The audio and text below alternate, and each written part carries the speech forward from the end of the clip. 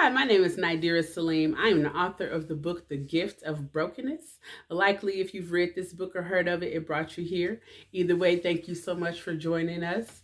And today we are going to continue our series, just talking about all things mental health, emotional health from a biblical perspective. And today I wanted to touch on a topic that I touched on in the book very briefly as well on friends and friendship.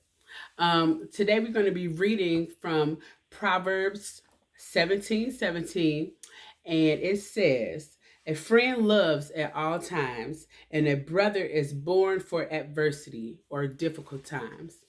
And I just wanted to bring up this subject just as an evaluation for the friends that we keep. A friend loves at all times. Today we have this phrase called frenemies. We've become used to getting in friendships and not really expecting much from them.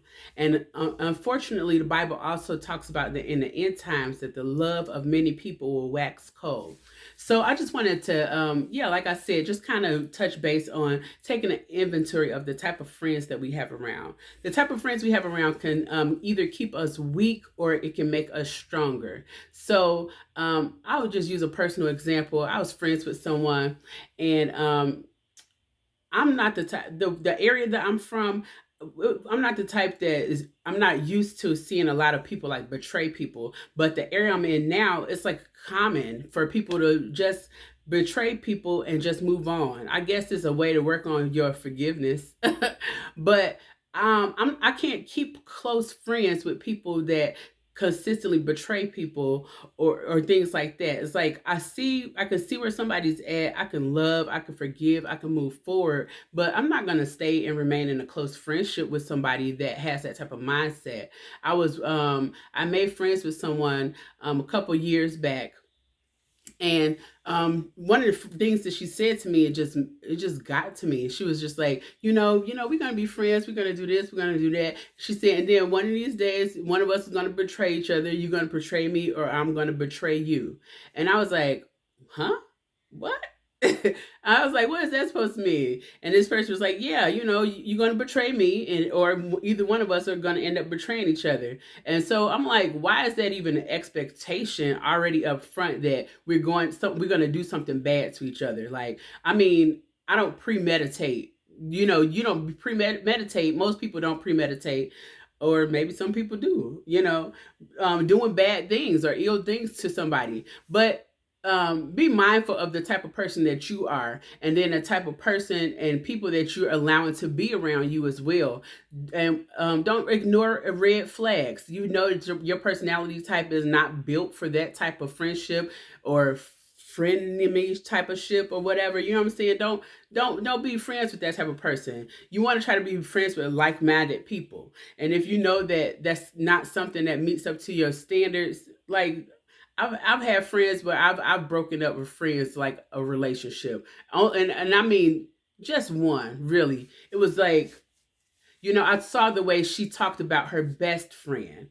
And so she talked about betraying his best friend in a really horrible way. She was like, if this person ever makes me mad, this is what I'm going to do to them. It's like, for me, it's like, that's toxic. And so that was one of those friendships that I was like, hey, look, this ain't going to work. I'm not going to even try to make this work, and I'm not saying, I'm not telling someone that they have to build relationships or friendships like I do. But for me personally, you got to know what works for you. And you got to know the type of people that you're around. And you got to pay attention to what they say and what they do, of course.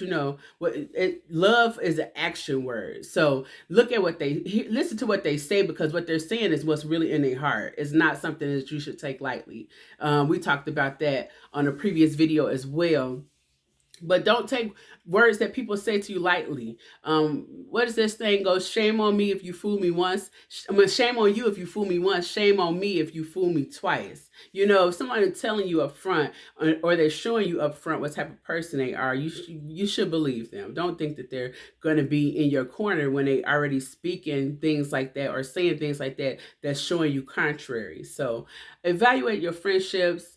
Evaluate the people that you have in your closest circle. Do they need to be there? Do they deserve to be there? some people you need to love and love them from a more of a distance than you need to have someone up close. Closer people that are in your close circle should be people that you trust, people that you know that they have your intentions, good intentions for you. They have your best in mind. They have your best at heart. They're not there just for let's see what happens to them, like type of person, or listen, I'm gonna see what I can get out of this person, or what connections I can make out of being with this person. No, you want somebody that's there for you, and vice versa, you there for them. So thank you so much for joining me today. I hope that helps somebody. Yeah, just you know what type of person that you are. What can you handle? What can you not handle? And also, do you want or expect loyalty out of friendships? Y'all talk to me in the comments. Let me know some of your experiences, and if this content is making sense to you, is resonating with you in some way, subscribe and like. All right. Well, God bless you. Thank you so much for joining me today, and talk to you soon. Peace.